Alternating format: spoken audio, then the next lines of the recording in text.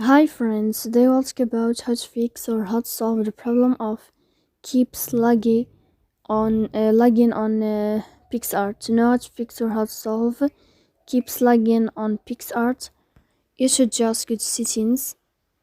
Here you can click on apps, default apps, app settings. Then this list you'll enter to the window or to the app of Picsart and you can click.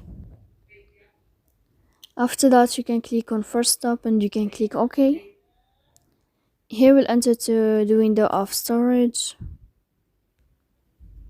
Then you can click clear cache. Don't click clear data because that can cause you errors or can delete your account. In the end, you can turn off your phone and you can wait a moment to turn on your phone again. So please don't forget to support us by like and subscribe. See you next time in another video and thank you for your attention.